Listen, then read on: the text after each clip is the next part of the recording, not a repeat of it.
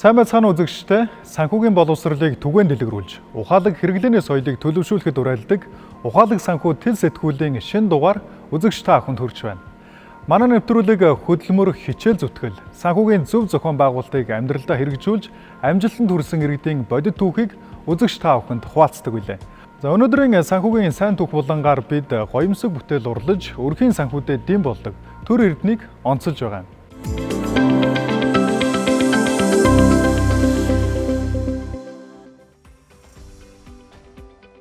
Гэртээ хүүхдээ асрангаа нөхөртөөгөө хамтран амжиргаагаа дэвшлүүлэх арга зам хайж явсан нэгэн ээжийн түүх өнөөдөр олон хүнд урам зориг өгч байна.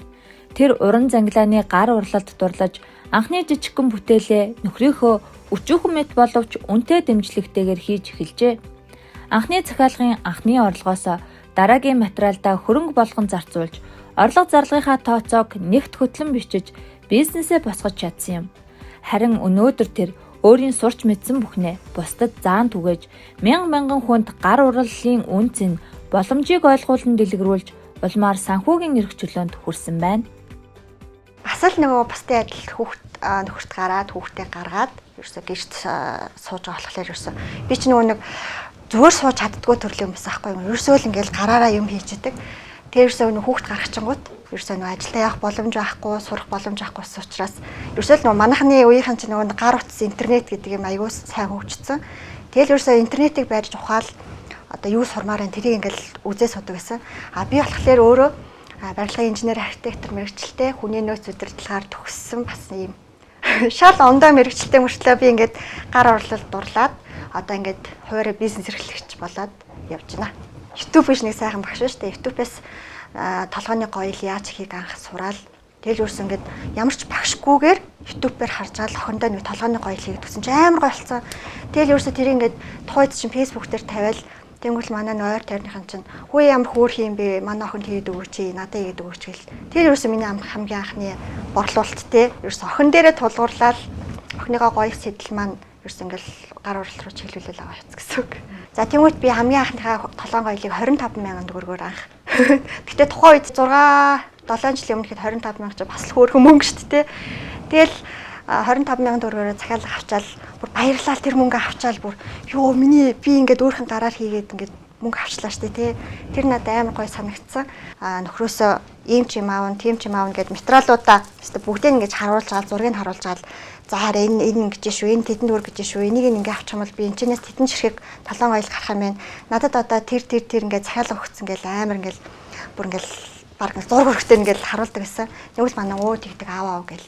Тэгээ эхний ээлжинд бол би ерөөсөө цэвэр нөхрөөсөө санхүүжилтаа аваад толон гоёлоо цагаан сараас өмнө нэг сар март эхэлжсэн. Тэгэл одоо тэгээд нөгөө бид чинь одоо ингээд нэг ширхэг хийжсэн бол одоо ингээд бас маасаар нь гарах гэдэг нь штэ.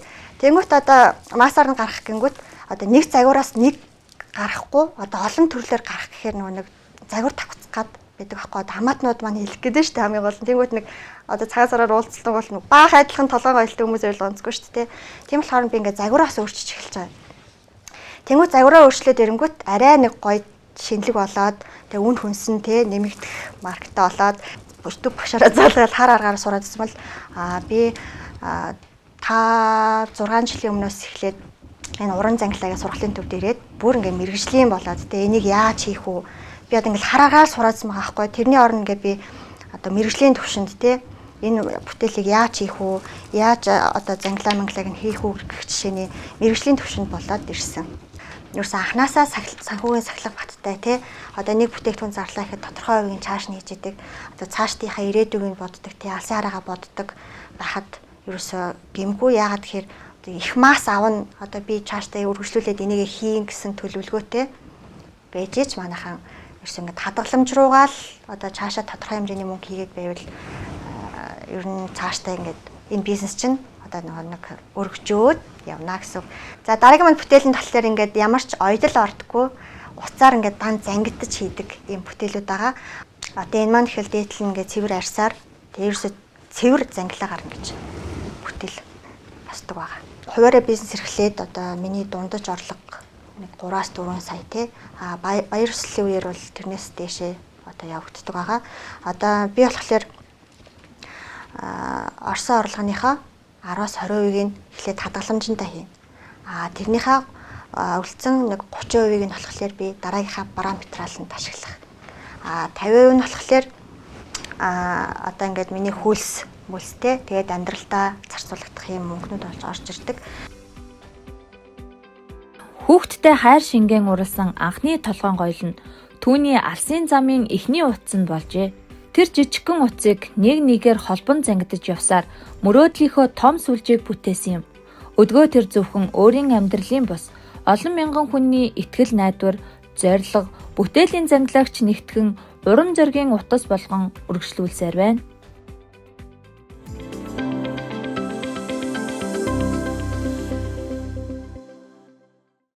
За бидний хэсэгт хуримтлал, хөрөнгө оруулалт гэж юу юм бэ? Бидний амьдралд яаж хэрхэн нөлөөлж байдаг юм бэ гэдгийг сэдвийг танилцуулахаар Хөдөө аж ахуйн сургуулийн эдийн засаг, бизнесийн сургуулийн багш доктор профессор Ядмаг урьсан байна. За сайн байна уу? Сайн байна уу?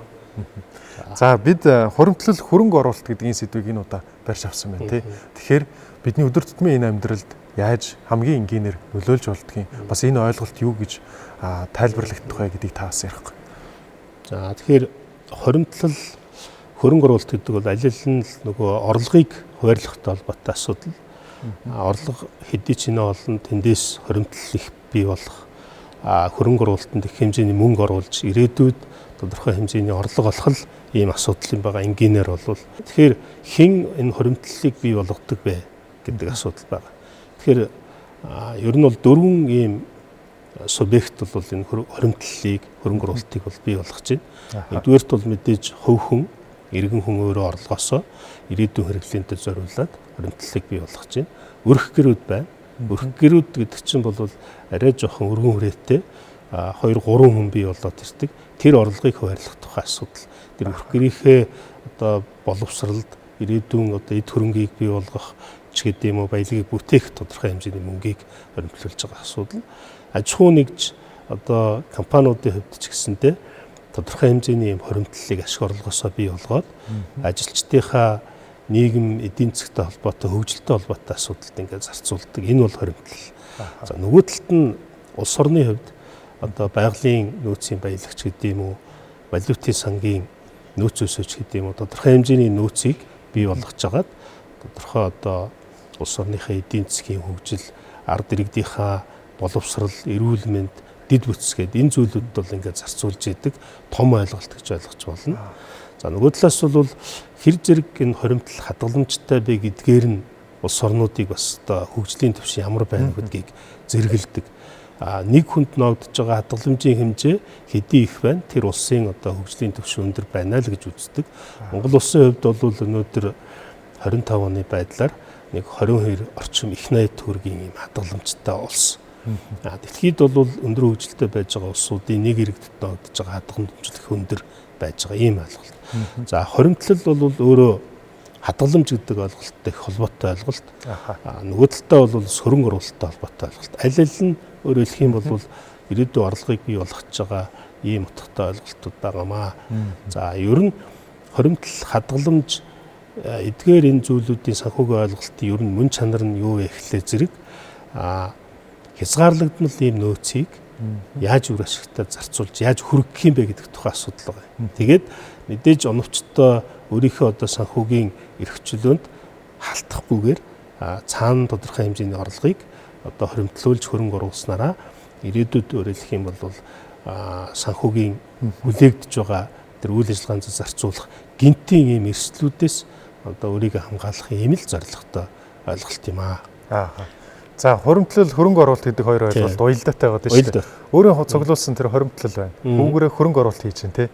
Тэгэхээр хөрөнгө оруулалт хийх гээд байгаа тэр гол үр дүн ашиг тий. Цаа тэр зорилго нь юу байгаа юм бэ? Хөрөнгө оруулалтын давуу тал юу вэ? Тий. Хуримтлал бол яг хуу ер нь хуучин бол бас хуримтлал бол ингээд хуримтлалын чинь ер нь бол тийм эдийн болон эдийн бус хуримтлал гэдэг ангилж болно. Эдийн хуримтлал гэдэг бол материаллык зүйлүүдээр цаашаа хураагаад өргөхтэй эд хөрөнгө бэлтгэж байгаа асуудал байгаа. Эдийн бус гэдэг нь бол нөгөө мөнгөний хэлбэрийн л юм хуримтлал юм байна. Энэ хуримтлуулсан энэ мөнгийг тодорхой хэмжээнд одоо хөрөнгө оруулах юм хэд хэдэн тийм арга хэлбэрүүд бол байна. Хөрөнгө оруулна гэдэг нь ер нь бол тодорхой хэмжээний тэр хуримтлуулсан юуг зардлуулга гаргачихж байгаа. юу зардал болгож гаргаж байгаа нөхөрлөө зэрэг энэ бас бит болон бит тус хэлбэртэй байж болж байна. Нэгдүгээрт бол ийм хадгаламжинд оруулчих болж байгаа мөнгө хоримтлалаа. Тэгснээрээ тодорхой хэмжээний хөвний орлого болдог. Энэ бол нэлээд эрсдэл багтай ийм хөрөнгө оруулалтын хэлбэр. За нөгөө талдаа бол одоо бид нэр хувьцаа гэж байна.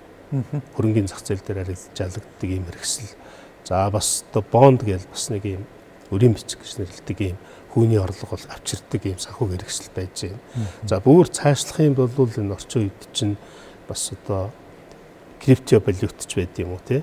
За цаашаага үл хөдлөх хөрөнгө алт гэх мэтийн ийм зүйлүүдэд хөрөнгө оруулж болно гэсэн. Эндээс яаж ашиг болох вэ гэхлээр зэрэг ер нь зорилго нь юу вэ гэхлээр зэрэг эн чинь тодорхой хэмжээнд одоо тодорхой хугацаанд өөрийнхөө баялагийг оруулаад тодорхой хугацаанд өөрийнхөө тэр хөрөнгийг арвижуулж байгаа л үйл явц юм байгаа юм. Тэр арвижуулж байгаа үйл явцыг бол чи өөрөө нэг бол удирдах болно. Эсвэл чи бусдаар удирдуулаад тэр бусд чиний өмнөөс тэр мөнгийг чинь арвижуулж болдог ийм л онцлогтой зүйл. За хөрөнгө оруулалт хийхин шийдвэрийг гаргаад нэг алхам урагшаа гიშгчлээ. Тэгвэл эргээд бидний анхаарч явах хэрэгтэй. Эсвэл мэдхгүйгээс болж алддаг тэр алдааны үүдэг бол хоримтлал, хадгаламж гэдэг ойлголтон дээр. За мөн хөрөнгө оруулалтын дээр хамгийн чухал нь бол иргэдийн ийм санхүүгийн боловсрал нэлээд чухал байдığım болов гэж харагдаж байна л. Өөрөөр хэлэх юм бол илүү одоо 10 жилийн сургуульд бага байхаас нь санхүүгийн боловсрал олгож чадах юм бол өөрийнхөө бий болсон орлогыг оновчтой хуваарлаад зөв хөрөнгө оруулалт болж байна. За хоёрдугаарт бол санхүүг ийм төлөвлөх асуудал нэлээд өчир дутагдaltaа сураагүй байж идэх хүмүүс. Гуравдугаарт бол гинт өөрөөр хэлэх юм бол ингээ баяжих юм шиг шийдвэрүүдийг гаргацдаг. Энэ бол өөрөөр хэлэх юм бол нэг зүйлд хэдик хэмжээний одоо мөнгийг оруулснараа бол амьдралд бол нэлээд томхон тийм хохирол учрах юм асуудлууд бас үүсэж байгаа. За нөгөө талдаа бол бас энэ төвчж болох юм зардлууд гэж байдаг л да. Тийм зардлуудыг төвчээд тэгээд оновчтой хөрөнгө оруулах асуудал байна. Ер нь өндгийг одоо нэг саксанд хийж болохгүй л гэж үздэг л дээ. Тэгээ унвал бүгд таарна гэсэн. Тийм учраас тийм олон вариантад оруулж иж өөрөөр хэлэх юм бол чиний хөрөнгө оруулалт бол бүр ашигтай байна. Зарим хүмүүс ингэ ярьж байгааг бас сонсч байсан л доо. Монгол энэ төгрөг хэлбэрээр биш. Энэ доллараар хадгаламжаа хийвэл зөв байдгаа гэдэг ч юм уу. Ийм инфляц одоо болон валютын ажны энэ хэлбэлцлийг яаж хүүхэн тооцож явах хэвтэй. Энэ дээр анхаарч явах хэвтэй юм бэ. Энэ бол бас нөгөө ер нь бол бас иргэдийн нэлээд мэддгүй юм асуудлуудын нэг. Өөрөөр хэлэх юм бол төгрөгийн хадгаламжтай ингээд хийгээд байдаг. Тэгээ явж итэл нөгөө төгрөгийн маань хааш ингээ унцдаг. Тэ? Эргээд ингээ харахад бол буцаагаад нөгөө төгрөгөө бас нөгөө валют руу хөрвүүлэх үед хашийн зөрүүний алдагдал зөндөө хүлээцсэн ийм байгаад байдаг. Ер нь бол манай одоо хадгаламжтай иргэдийн нийт хадгаламжийн 85% нь бол иргэдийн хадгаламж. Бараг тэр чигээрээ бол ер нь төгрөгийн хадгаламж байгаад байдаг байхгүй. Зарим одоо сайн мэддэг ийм хүмүүсийн хувьд бол харьцангуй санхүүгийн боловсралтай ийм хүмүүс, туршлагатай хүмүүс бол ихэнхдээ бол инфляц ингээд нэмэгдээд төгрөгийн ханш худалдаа авах чадвар унжирж байгаа үед нь ихэнхдээ төгрөгийн хадгаламжаа нөгөө валютын хадгаламж руу шилжүүлж байгаа юм тохиолдлууд нэлээд байдаг. Энэ бол бас нэлээд тийм эдийн засгт тохиролтой ийм зүйл. Энийг анханасаа одоо маш сайн мэдэх ёстой. Энэ чиглэлээр бид нар иргэдэд бас нэлээд тийм мэдлэг суулгах ёстой. Тэгвэл нэлээд нөлөөлдөг энэ хүчин зүйлүүдийн нэг гэж ойлгож болж байгаа. Үүнийг ер нь мэдэхгүй анзаардгүй хүмүүс нэрээ олон байна тий. Валютын аншны энэ мөнгөний хэлбэлцэл хоорондоо ямар асар хоорондоо ялгаатай. Өдөр тутам л ингээд валютын аншны мэдээлэл гарч идэг шүү дээ тий. Нэгж өссөн байна, тэгж буурсан байна гэдэг. Үүнийг бас сурах мэдлэг мэдээлэл гэдэг хамгийн гол нь баг шиг байна. Тий, хамгийн чухал юм хадгаламжн дээр бол банкуудын хүү байна. За тэгээд дээрэс нь бол дээд тухайн банкны нэр хүндтэй холбоотой асуудлууд байгаа. Сонголт хийх нь бол тэр зүйлүүдийг харах хэрэгтэй гэсэн үг тийм. За ярианыхаа төгсгөл асуухад энэ санхүү эдийн засгийн гэдэг орчин бол доктортой нэг байгаад хэвэндээ байдаг зүйл биш шүү дээ тий. Өөрчлөгдөж байгаа, ховсчээдэг. Тэгвэл орчин үеийн чиг хандлага яаж хэрхэн өөрчлөгдөж байна? Хаашаа чиглэж байна? 10 жилийн өмнөх битгийвэл 5 жил гээд аваад үзэхэд их өөр зүйлүүд гарч ирсэн болов. Маш хурдтай өөрчлөгдөж байгаа энэ орчин. Тийм учраас бол энийг бид нар анхааралтай ажиглаж явах хэрэгтэй. За нэгдүгээрт бол бид нар бол энэ банк санхүүгийн орчин бол тэр чигээрээ бол энэ дижитал ийм орчин болж байна. финтех хөгжсөн. Тийм учраас бол энэ санхүүгийн хамрах хүрээ бол нэлээд өргөсөж байгаа. Иргэдэд нэлээд ойртсон гэсэн үг. Өөрөөр хэлбэл иргэн өөрөө санхүүгээ удирдах чаддаг болсон. Хуучин бол уламжлалт нөгөө нэг банкнд очиж бид нар хадгаламж нийлэгдэг, данс нийлэгддэг энэ үйлчлэгээ бол бага болчихлоо шүү дээ. Тэгэхээр энэ дижиталын асуудал бол нэлээд нөлөөтэй байна. Хоёрдугаарт бол энэ хувь хүний санхүү хөрөнгө оруулалт, хуримтлалын шийдвэрийг өмнөөс нь гаргадаг робо консалтинг гэдэг ийм платформуд бий болчихж байгаа. Өөрөөр хэлэх юм бол хувь хүний өмнөөс хиймэл оюун ухаанд суурилсан энэ санхүүгийн зөвлөгөө өгдөг ийм платформуд бий болсон. Энэ бол нэлээд тийм бас эрсдлийг бууруулж өгж байгаа, хүмүүстийн санхүүгийн үйлчлэгийг ойртуулж байгаа алхам байгаа. За тэгээд дээрэс нь бол бас нийгмийн ийм зориулттай ийм платформуд бий болсон санхүүгийн платформуд. Өөрөөр хэлэх юм бол нийгэмд нэр нөлөө бүхий одоо инфлюенсерүүд байна. За тэгээд том хөрөнгө оруулалтын сангийн тийм одоо хөрөнгө оруулагчид бол гараад ирсэн. Эдрийг дагаж өөрөөр хэлэх юм бол өөрийнхөө хөрөнгийг өсгөх ийм хандлагууд ч бий болчихлоо.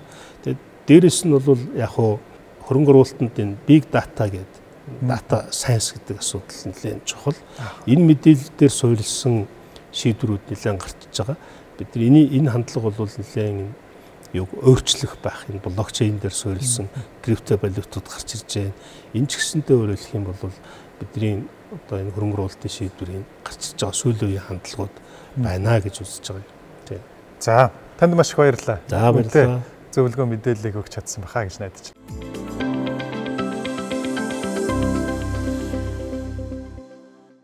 Хөрөнгө оруулалтын тухай түүний боломжит хувилбаруудыг мэргэжлийн хүнээс хүлээн авч сонслоо. Үр дүнтэй зөвлөгөөгөөрөө бидэнд хэрэгтэй санаа, шин дуршлагыг өгсөн бахаа гэж найдаж байна. Одоо та бүхний анхаарлыг зөвлөгөө болонд хандуулъя. Эндээс та өдөр тутмын амьдралд хэрэгжүүлэх санхүүгийн ухаалаг аргууд, хөрөнгө оруулалтын практик зөвлөмжүүдийг мэдэж авах болно. Хүүхэддээ мөнгөний тухай ойлголт өгч, түүнийг зөв захиран зарцуулах дадал сургах нь хүүхдийн ирээдүйд хамгийн чухал хөрөнгө оруулалт юм. Мөнгөний үнцнийг мэдэрч түүнийг хариуцлагатайгаар удирдах сурах нь зөвхөн эдийн засгийн боловсрол бус харин амьдралын ухаалаг шийдвэр гаргах чадварыг төлөвшүүлэх үндэс болтгоо. Хүүхэдтэйгээ мөнгөний тухай яриа өрнүүлэхэд тусгай цаг заавал гаргах шаардлагагүй.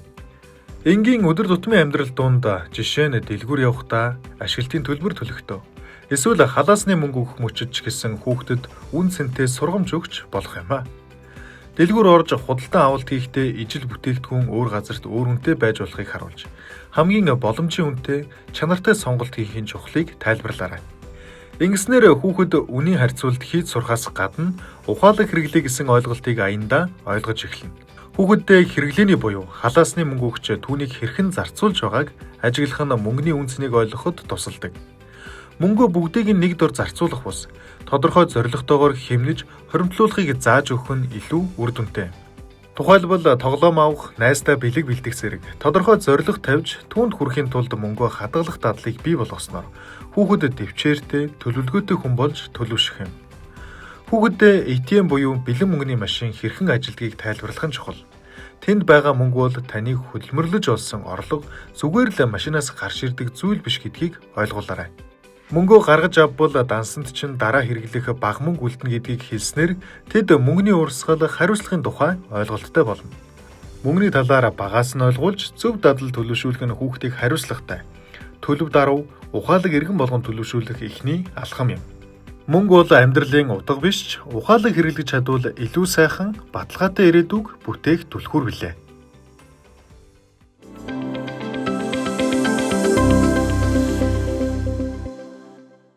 Өөрийн нэмэлт орлогыг олох олон боломж бидний өмнө нээлттэй байдаг. Оройн цагаар амралтын өдрүүдээр ажиллах, гадаад хэлний мэдлэгээ ашиглан орчуулга, найруулга хийх, интернетэд өгүүлэг, нийтлэл бичих, гар урлын бүтээлээ худалдах, эсвэл захиалгаар хийх. Энэ бүгд нэмэлт орлогын боломж байдаг юм а. Машинтай бол та бидний хэлдгээр халтур хийх ч боломжтой. Мөн хилийн чандад амьдардаг төрөл садан, найз нөхөддөө зориулан ховор бараа худалдах нь нэмэлт орлогын бас нэгэн хувилбар болж чадах юм. Гэхдээ эдгээр бүх боломжийн хамгийн чухал зүйл нь боломж үрийг анзаарч соргог байж, бусдаас төрүүлж хөдлөх явдал юм а. Ингээд өнөөдрийн дугаар өндөрлөж байна. Хамт байсан үзэгч та бүхэнд баярлалаа.